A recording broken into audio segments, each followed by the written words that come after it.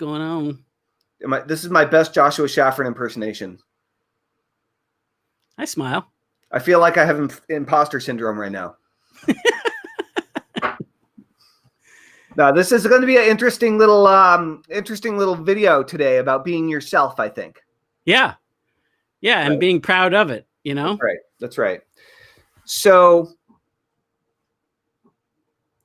we've been training a small group of budding internet entrepreneurs who are building the online business of their dreams based on their passions, based on their interests, based on the things they really want to be doing with their lives.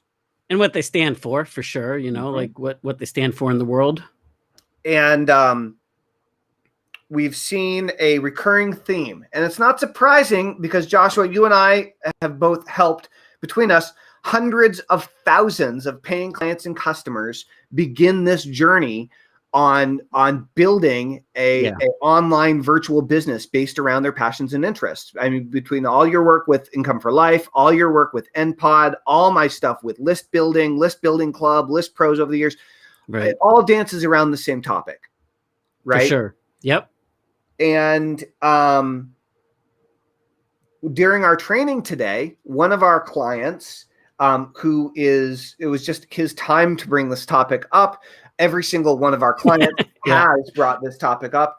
And I wonder whether this is true for you guys, is when you're thinking about getting out there and creating content, whether you're going to be doing Facebook Lives or writing blog posts or doing podcasts or getting up on stage and speaking publicly, have you ever bumped your head up against this idea of imposter syndrome or feeling like, who the hell would ever listen to me about that anyway? Yeah. Who am I to talk?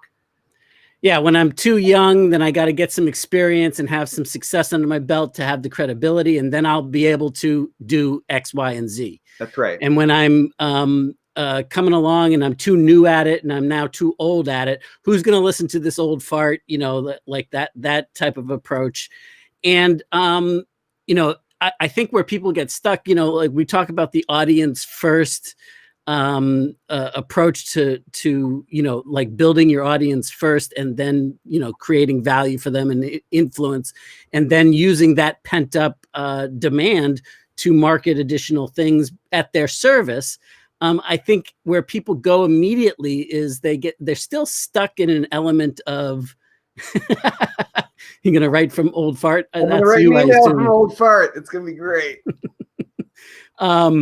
So I think that where people get stuck is they're still thinking about like, well, who's going to pay me for advice on this subject that I'm really passionate about, that I'm really interested in? Who's going to, you know, how am I going to make money with this?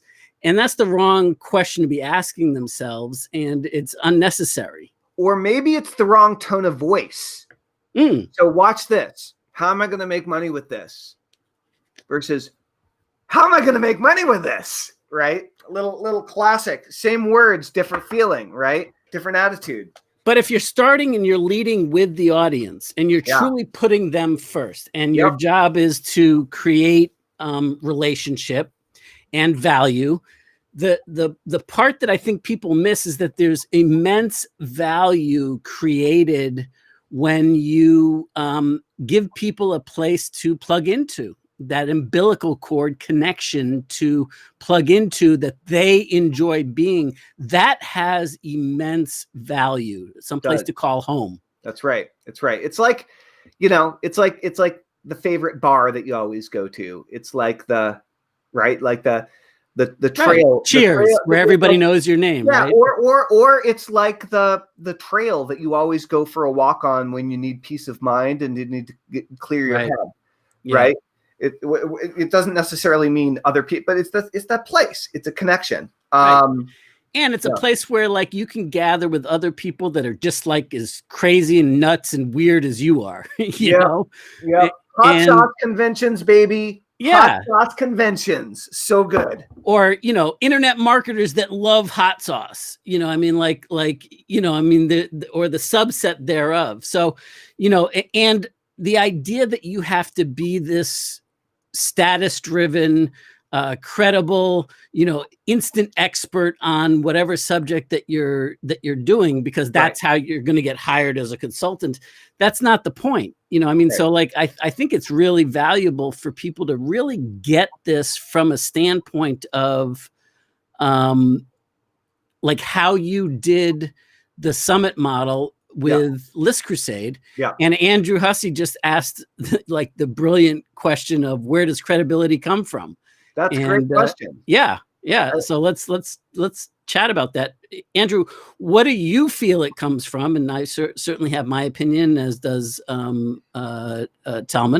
Are you asking from your own point of view, or are you asking because you're really curious, or what resonates for you with that credibility?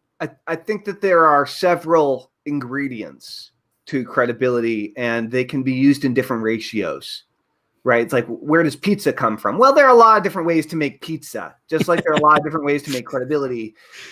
They all have something in common, right? Where do babies come from? Exactly.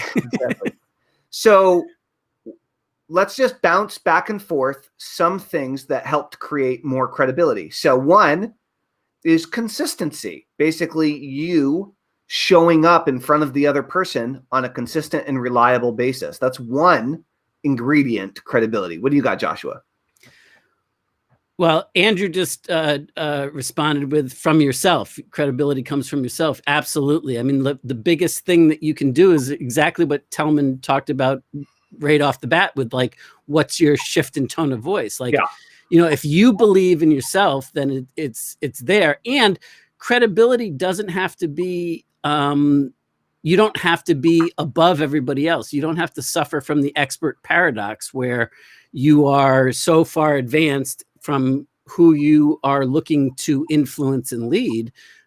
You can be just like them, and you can share openly that journey, and be real about where you're at and what you're struggling with personally, and authentic. Be authentic to who you are and what you're dealing with, and quit trying to be somebody else or act like somebody else. That's right. That's right. So, I mean, it has to come from within, but sometimes you have to convince yourself that you're credible too. And so it's like, one piece I think is humility and vulnerability in terms of, you get a lot more. So admission. What's up, Max? Admission of flaw. So if you don't know what the hell you're talking about, definitely don't try to pretend that you know what you're talking about. It's like, number one. Number two, if you're aware that you don't know what you're talking about, like, don't blow smoke up people's ass. Like, it's just not going to help you. Yeah. And it's very transparent immediately that people don't buy into it. But at the same time, it's really great if you encounter a situation where you genuinely don't know the answer, don't know how to handle it, are unsure of yourself. When you're willing to admit that to people, all of a sudden your trust and rapport goes through the roof. For sure. Because they know you're not just there to try to impress or feel good about yourself. Well, I mean, when somebody is being real, I mean, let's face it, when you're an entrepreneur and you're a solopreneur or a freelancer, or, you're in the rainmaker game. And by the way, Andrew says everyone looks outside for credibility and never finds it there. I could not agree more with you, Andrew. And where they, I lost my train of thought. What you were saying something, Telman, and vulnerability and being willing to just basically share your flaws, share your inadequacies or weaknesses in a way that you're like, hey, this is something I still need to learn more about, or I need to work on this area myself. That's a great question, but I'm not the person who can give you a confident answer on that. I got it. I mean, the vulnerability portion of this, when you can own up to your shortcomings. Yeah. Because let's face it, we all have weaknesses and shortcomings, and are not great at everything that we do. Speak for yourself. Speak for yourself. Exactly. But you hear people like put on this show about like, everything's great. I'm awesome. I never have a down day. I never do this. And in reality, anybody that's truly been in business and had any lasting success knows that you have many, many more failures, quote unquote, failures than you do successes. And if you don't embrace that and you don't prepare people that you're trying to, bring along and help and coach and mentor on the journey, then you're doing them a disservice because A, they probably don't believe you anyway. And B, their expectations are set for this, overnight success bullshit. And, people on the outside surface may look as though they have instant credibility and overnight success, when in reality, they've been building it up for a long time behind the scenes and creating it. And just one more thing that I want to tie into what you were saying, that the halo effect is one way that you can borrow other people's credibility and still be vulnerable and open and honest and authentic about, your what you're looking to accomplish, your shortcomings, what your interests are. And that kind of dovetails into your, the way that you built out List Crusade in the very beginning. Yeah, no, it's true. It's true. And again, that's not the only way to do this, but it's a great example. It's a great example. So one of the other ways that when we talk about building credibility, it is interesting because there is internal credibility and alignment and belief in oneself that is not, where you're not just pumping yourself up, where you actually have genuine self-confidence. And as an entrepreneur, as a business owner, and as someone who's out there building a following, how you look in the eyes of others is exceptionally important. Otherwise, you're not going to make any money. They're not going to buy from you. If you don't have credibility, if you don't have trust, if you don't have connection, if you can't help them, if they don't believe that you can help them solve their problems and achieve their dreams. If you don't have respect. Yeah. If they don't respect your opinion and guidance on a particular subject. And frankly, the easiest way to gain respect, not with a technique or a manipulation, but is as a genuine way, is to be transparent about the challenges that you've had and how you've tried to overcome them and haven't been able to, as well as how you were able to overcome things where that's real. Yeah. And people sense that authenticity immediately and know it. And that's credibility. Big Even time. If you don't know the answer, right? Being able to admit that is that brings legions of respect for who you are. So one big piece, if we apply this directly to internet entrepreneurship, right? How can you build more credibility? How can you build more trust? How can you build more respect? And at the same time, build your following, build your list, and build your audience. Right. Right? How's this done? Well, I want to give an example of a absolutely awesome guy. I've talked about him before. His name is Hank Lang, and Hank Lang is a local guy here near me who is a fitness trainer and teacher and coach. And he trained me for Run, Tellman, Run. He trained me to run barefoot across America. He is not a barefoot runner. He's not even an ultra runner, but he's trained people to, swim across oceans. Hi, Gene. Extreme triathlon related stuff. He's been a hardcore race-winning endurance athlete his whole life. And I'd say he's probably in his 60s now. For something like 35 years, Hank has been running Tuesday morning track workouts every single, now maybe it got interrupted by COVID a little bit. I suspect it did, but every single week at 6 a.m. for decades, he's shown up and he's put in the time and the practice, the energy, the effort, the consistency to show up and give to the community free track workouts for anyone that's willing to get up before the sun comes up and go out there and work out with him, rain or shine, year round in Vermont. Okay? Yep. Bad ass. So this guy is awesome. So in the meantime, what he does is sometimes he runs either ongoing or like 8-week groups for people who are looking to achieve something specific, like people who are looking to increase their marathon pace. You know, he might have a whole workout set up to help people increase their pace for their next marathon, or if they want to get good at mountain running, or if they want to get, you know, whatever. And people pay him for that. People pay him as like I paid him an enormous amount of money over many months to train me 3 times a week, you know? And so showing up consistently puts him in the pole position within driving distance for anyone who is the absolute expert in endurance athletics, triathlons, etc. Like, everybody wants to work with Hank, and with good reason, right?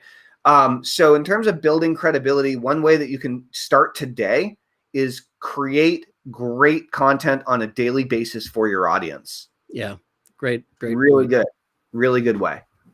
And, you know, like what we're working with a bunch of our clients on doing is leveraging where influence and trust and respect already exists, and playing in those arenas.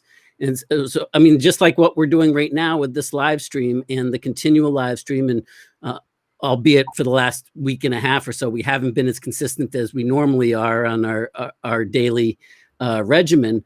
But when you show up and you continue to have, you know, to deliver, but then also by working within that and understanding that ecosystem, so to speak, where you've got a certain amount of credibility because you're doing the live streams, and because they're starting to get some traction, and you're building a little bit of an audience. And if you try too soon to move them, you know, off into, you know, selling them something, or, you know, signing up for some lead magnet or something, it's still easier to, you know, serve them where they're comfortable. So in this case, it's like with a Facebook group, and where they can stay there. But if you simultaneously, I mean, your goal is always got to be to build your communication channel, your hub, which is, you know, in my opinion, your email list. Nothing is ever going to replace that. Well, I shouldn't say nothing ever, but for the foreseeable future, it hasn't changed for me since 1997 when I first started. And I don't see it changing on the horizons anytime soon, no matter how great the external. So, I mean, my goal is always to use this to feed into when the audience is ready to perceive enough relationship with me, to perceive enough trust and respect with me, to be able to take my recommendation to join my email community, so to speak.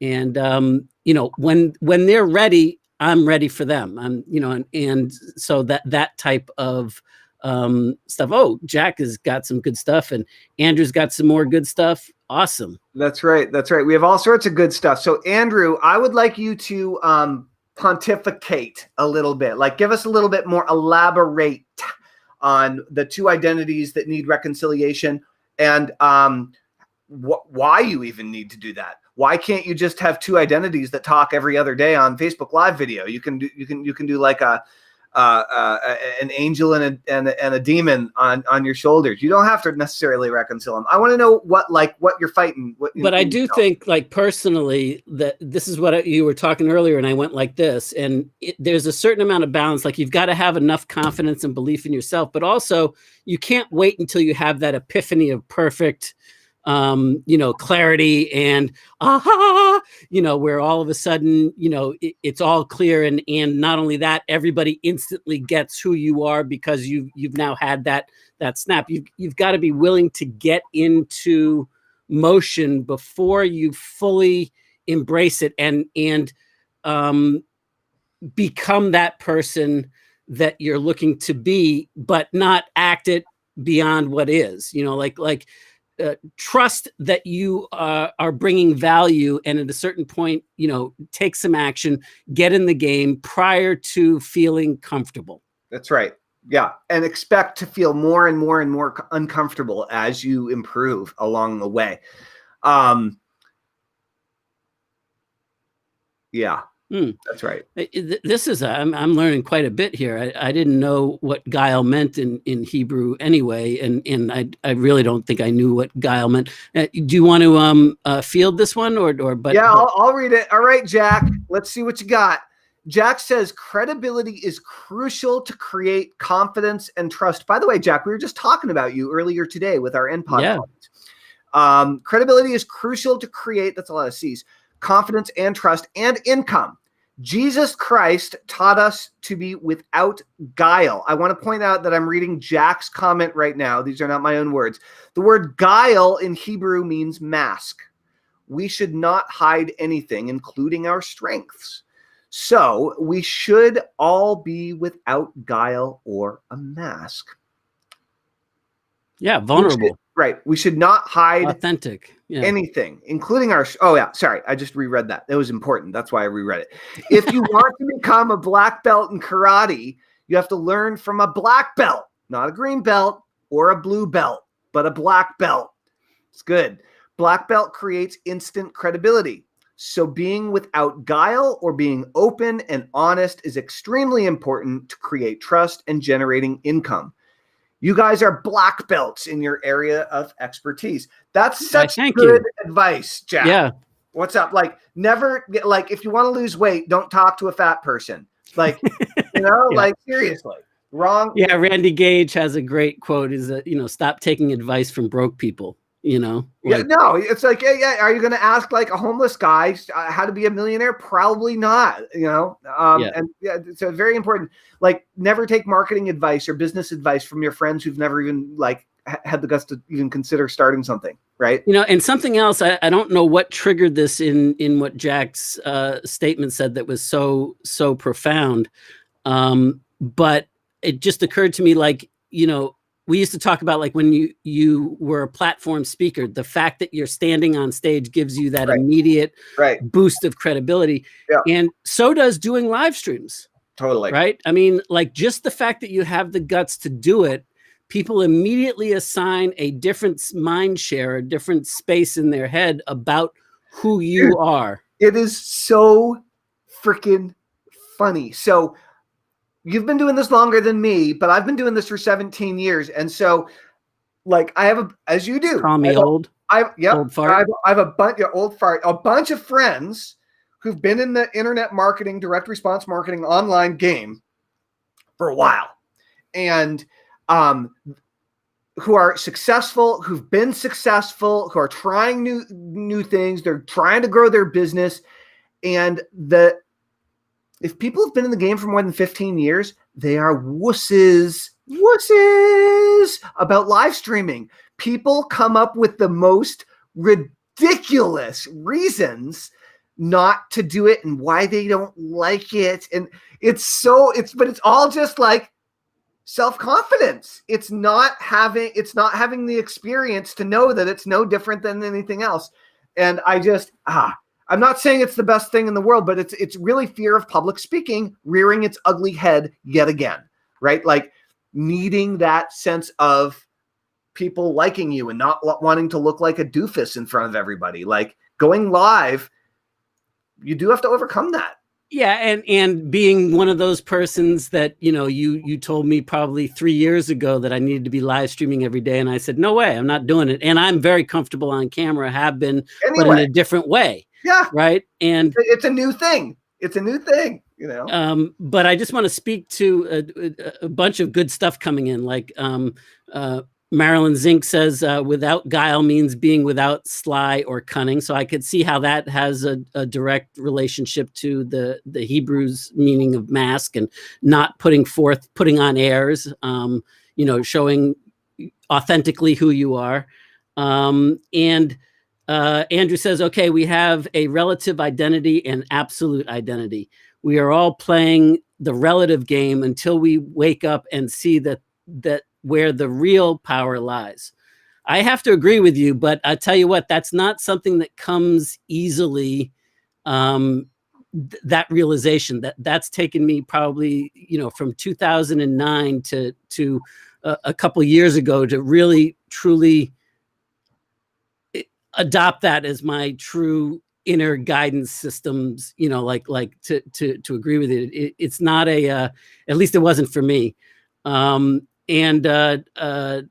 Yeah, no. So Jack says being the author of a book is awesome, but has very little credibility. Having a #1 bestseller, if it is in many languages, creates huge credibility and trust.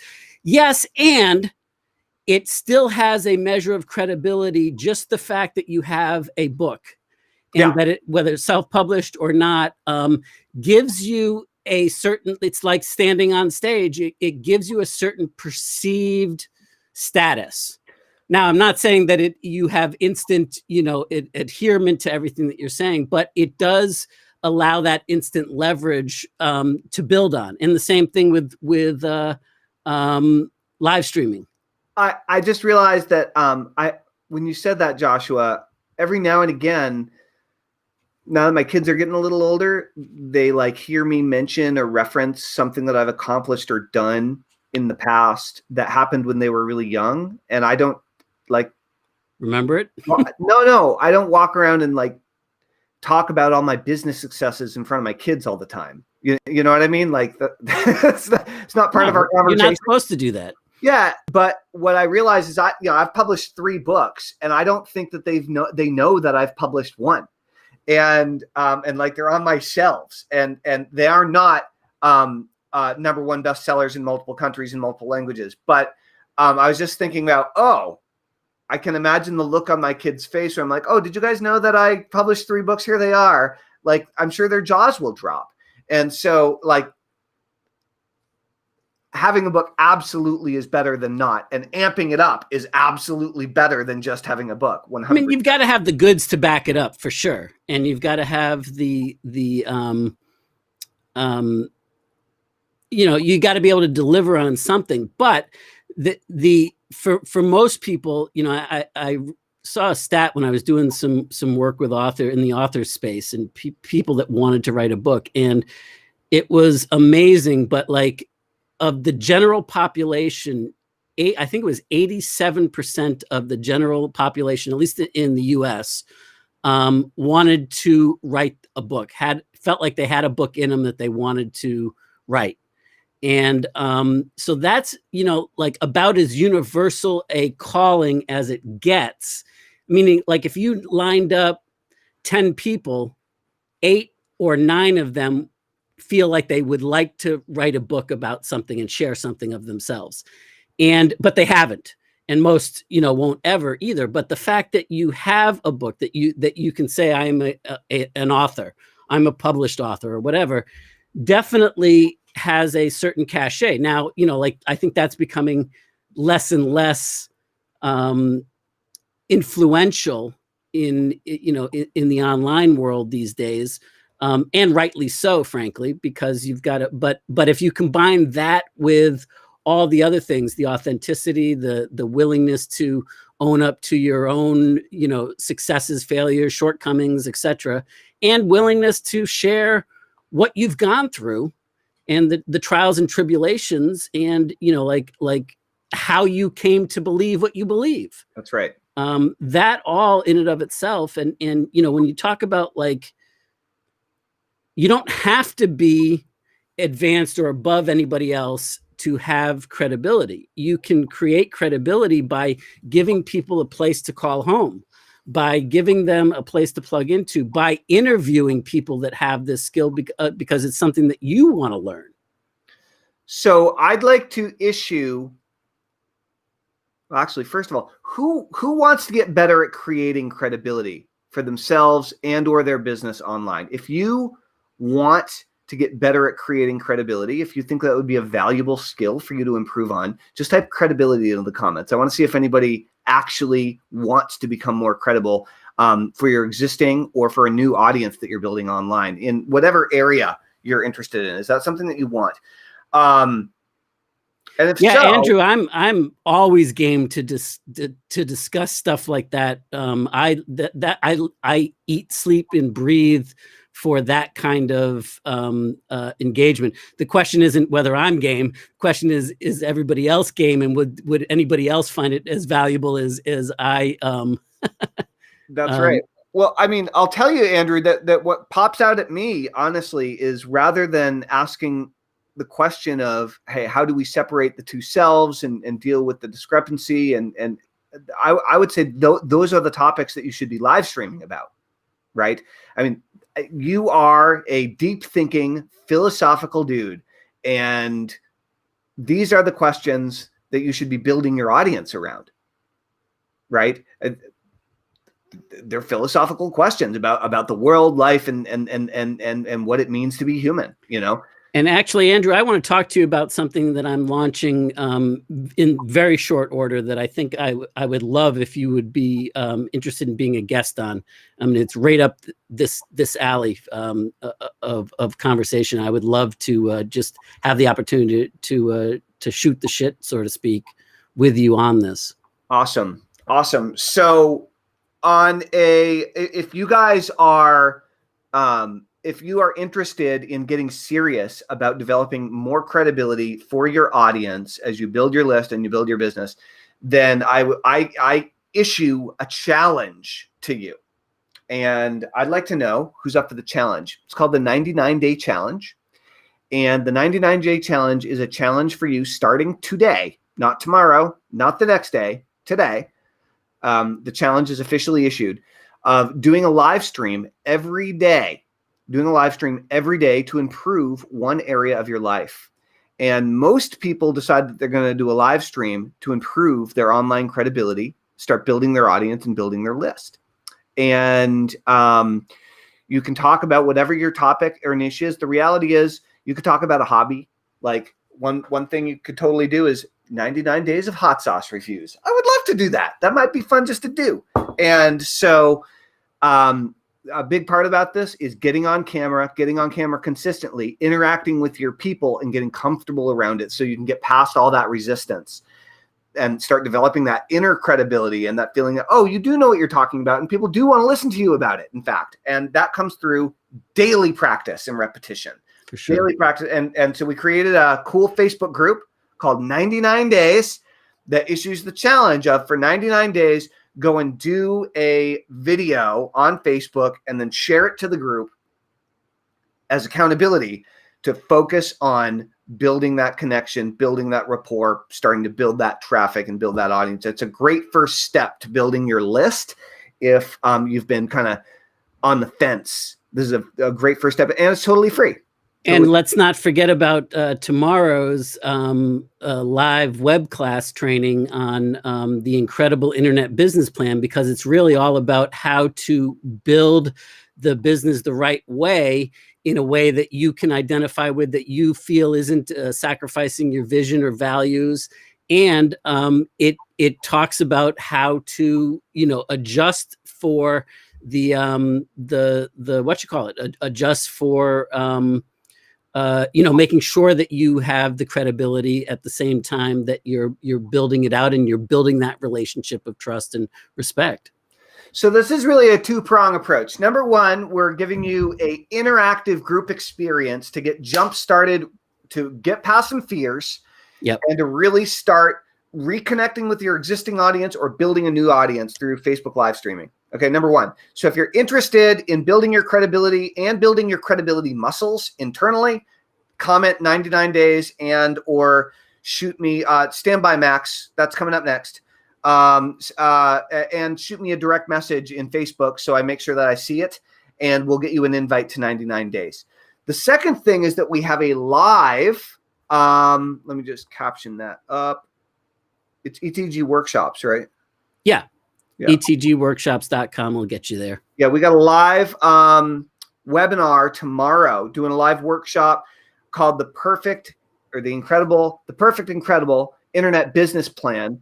And dude, this is crazy. So I'm not going to name any names, but I just had a call right before this live stream with a potential new client. We talked about them this morning. And they own his existing business, very successful existing business, got spanked by Corona. Yeah. Cut their multi-million-dollar business in half. This is a non-internet business. And so they're looking to, they're having a hard time, right? And I was like, "What's up? We haven't talked in a few months. How's it going?" You know, and this dude's like, "I spent the last several months building our e-com store, got all the products in there, spent a lot of money, a lot of time, but I think it's good." And I'm like, "So how can I help you, sir?" And basically he's like, "So you know," I'm like, "Do you want me to give you like the sit down talk that I'd give my friend if they just did what you just did, and like tell them what's up?" He's like, "Yeah, that's what I want." I'm like, "Okay." You sure? Be careful what you ask for. And I'm like, "Dude, I'm doing a webinar on this tomorrow, and you got everything backwards.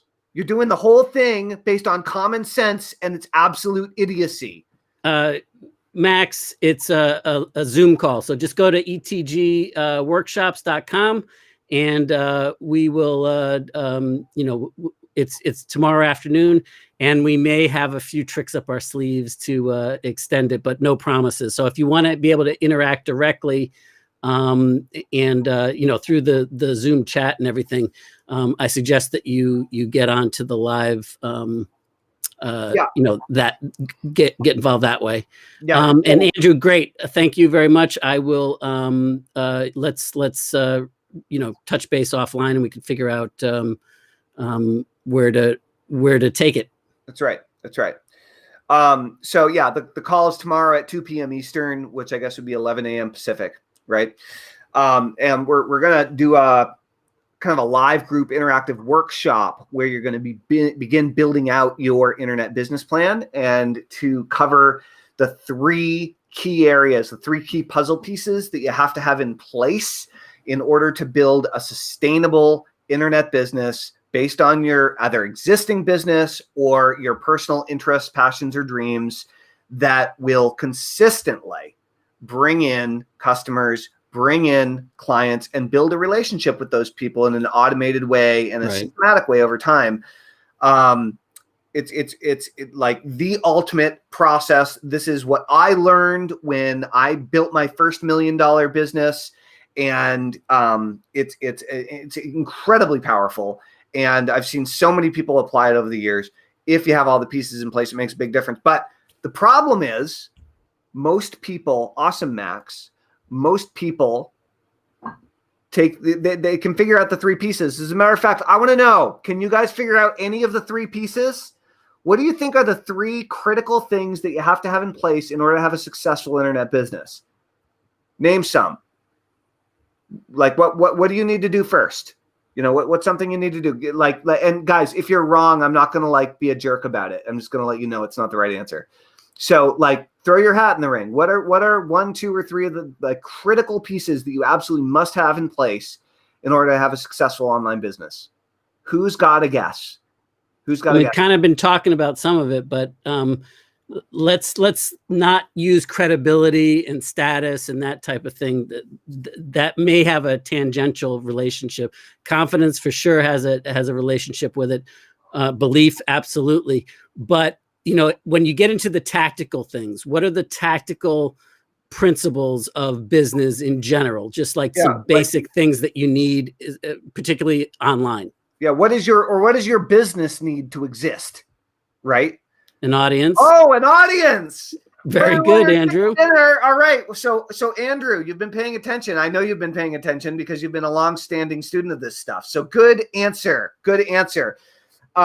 Most people don't say that first, right? And Ruben, what's up? What's up? What's happening? Irresistible offer. So, you're right. That is one of the things, Ruben. I might call that a product, right? Something to sell, right? And an irresistible offer is a really good something to sell. And honestly, those 2 things, an audience and an offer or something to sell, a product to sell, are 2 of the key pieces. Those, like, you guys. Right. And Jack said lots of affiliates with databases of their own. That's really kind of the same thing, right? Like influence over an audience. Yep. To Marilyn be able says to have an audience to sell to, or a way to attract an audience. Jack says, as you just said, lots of affiliates with database. So an audience, right? Max says the audience needs a solution. That's product to sell. So what else do you guys have here? Oh, we got Troy. What's up, Troy? Troy's sharing. Thank you, Troy. Much appreciated. Yeah, you're awesome, man. I always say that I need to remember to do that, and with this new system, I forget. That's right. That's right. So the three big pieces, I'll tell you what, you've named 2 out of the 3. Now, what does an internet business specifically need in order to even exist? It does need an audience. That is one of the 3. It does need a product, or in Ruben's case, he said an irresistible offer, which is a really some great sort of service or product. Something. Audience. Yeah. Does it have to be your own though? Doesn't have to be your own. Absolutely not. Absolutely not. I'll let you know what the third one is. Almost good. Well, traffic is kind of audience, right? Yeah, I mean, like getting the traffic there. So traffic is part of your audience. First it's traffic, then they opt into your list, and then you own the traffic, right? That's true. Again, that comes back down to audience. Those are the people that are paying attention when you offer something, right? Being well-grounded. I would say that's definitely not true.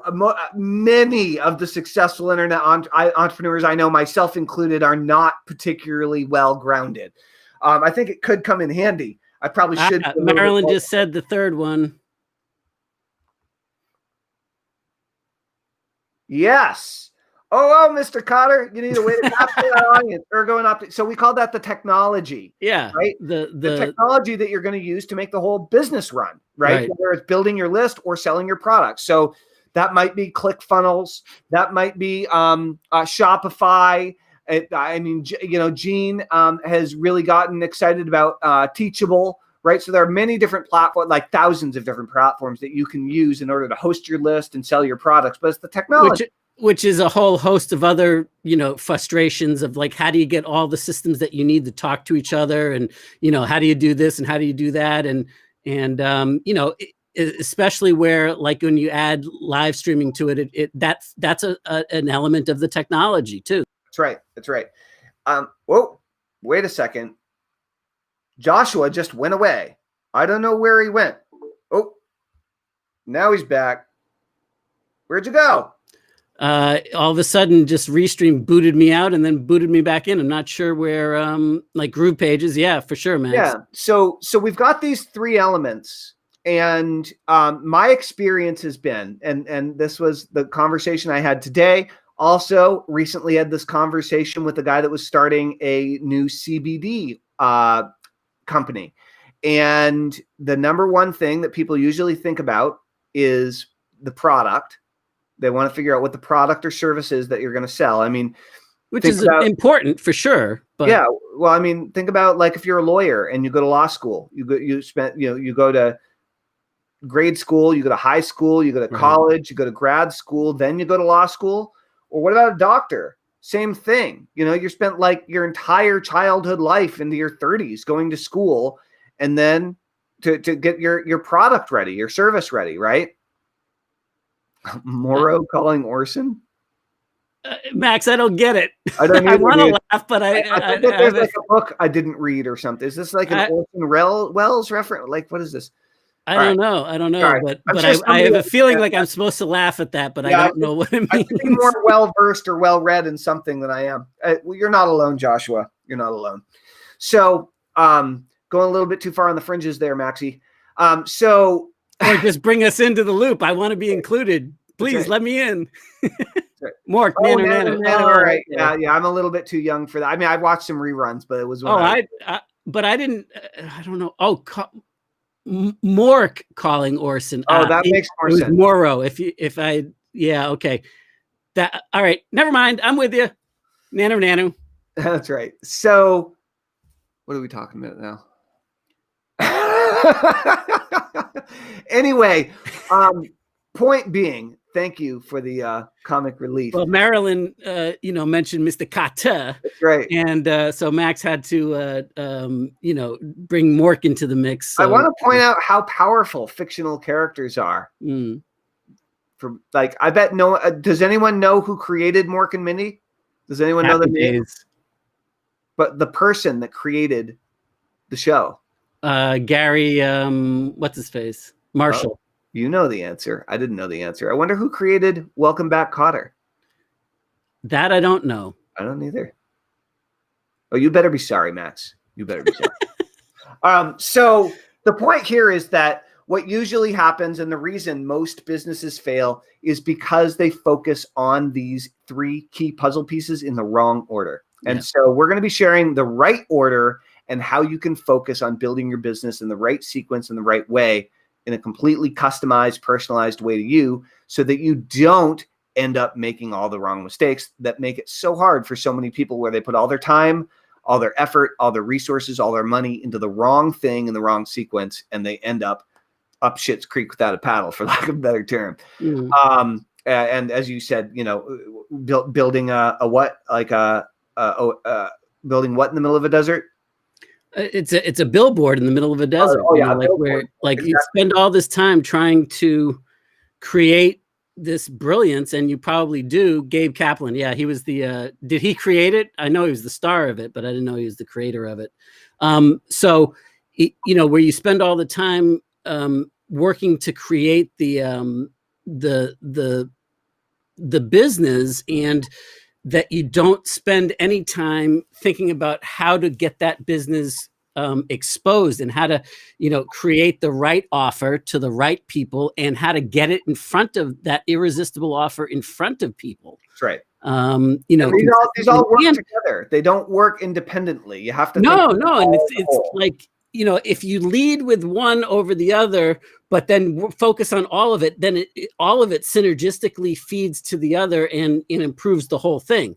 Whereas if you start with the wrong end and you think linearly, then you're trying to complete, something that is never going to be completed, and you're not thinking about the whole big picture. That's right. That's right. Very cool, guys. So if you want to join us for the incredible internet business plan, so that you can begin developing your incredible internet business plan, Vinny Barbarino. We are on in 22 hours from now. You can go to etgworkshops.com, and you can join Joshua and myself on a live Zoom call tomorrow. We're going to be walking through the whole process and sharing a lot more of these ideas in detail with you. I think I saw Marilyn's name on that list, if I'm not mistaken. It is entirely possible. It is entirely possible. That's right. All right. Anybody else have anything smart to say? John Travolta was in Welcome Back, Kotter in 1975. Yes, he was. That's why I said Vinny Barbarino. Barbarino. Nice. Cool, guys. Well, thank you for all of the hilariousness. Shazam. That's right. Who remember The Greatest American Hero? Dude, I have the box set. I love. Was Shazam from The Greatest American Hero, or is that something? Shazam is also his own superhero. There's a superhero called Shazam that's wicked old school. Yeah. And then I think there's maybe even another character there's an app called Shazam. Yeah, there's Shazam all over the place. Like Shazam is everywhere. And then there's Shabambo. There is Shabambo. That's specifically trademarked by Tellman. What? I said TM. That's right. TK. All right, everybody. Believe it or not, I'm walking on air. That's right. I'm going to rewatch The Greatest American Hero now. I used to love that show. So silly. BJ and the Bear. I don't know that. BJ McKay and his best friend Bear. Is that from that show? Yeah. I clearly don't have it burned into my brain like you do. When I was Bazinga, yeah, that's not quite as old school there. But when I was growing up, I didn't have a TV in my formative years, and so like anytime I would go over to a friend's house, I would just be glued to the TV. And when I turned, I guess it was maybe 13 or 14, my family bought a small little black and white with the rabbit ears. Yeah. And it was like, they had to put a limit on the amount of TV that I was allowed to watch because I felt so deprived. Right. And I remember watching BJ and the Bear and $6 Million Man and Bionic Woman. And for a while, I owned $6millionman.com because it was just available. But then I let it expire when I was doing the Great Domain Purge. Dude. Yeah, for anybody that domain purge. For anyone who hasn't heard this, like at one point I owned 2,800 domains, and I wasn't even like a domain guy. Like I wasn't doing anything with most of them. I wasn't far behind you, but I wasn't $30,000 a year for domains that were just parked. It was so stupid for years. Yeah. Years. I've got a bad addiction to them too. But like an awesome college fund. I got up below 300. You know that? I have less than 100 now. I haven't gotten there yet, but I'm working on it. I've gotten really good at just not looking up domains that I want. I just don't do it anymore. I know. All right, everybody. Great seeing you. Awesome interaction. Thank you, everybody. We really appreciate it. That's right. And I reissue you the challenge. Do you accept the challenge? Every day for 99 days, building your credibility, building your confidence, building your following, and building your list. Andrew, it's 2 p.m. Eastern Standard Time, New York City, East Coast. Yeah, which is maybe like 8 p.m. or something your time, I think. Yeah, I forget what the time difference is. 5 hours, maybe? Right? Yeah. ETGworkshops.com, Andrew, to go and register for that. All right. 2,800 domains. Yeah, I didn't have 2,800, but I had almost 2,000. So stupid. Don't do that, guys. Don't do that. Max is going to take the 99-day challenge. Woohoo! Awesome, Max. So do me a favor and just type pound 99 days into the comments so everybody sees that someone is saying they have the guts to take the challenge, and maybe somebody else will follow in your footsteps. Unless everybody else is just too wussy. Are you too wussy to take the challenge? Why are you being so wussy about growing your business? I think we should do a wussy series. It will really attract the right kind of people. It'll be great. Yeah, I think that's all your domain. You can have wussy.com and I'll leave you to it. Don't be a wussy. Take the 99-day challenge. Don't be a wussy. Thank you, Max. Thank you. Handheld high. Yep, I hear you. All right, man. It's been a wonderful time, and I will see everybody tomorrow, hopefully. Dude, do you want to take a minute to jabber about what we were talking about before this live stream on the phone? I do, but I need to handle some things directly. And then what does your schedule look like in about a half hour?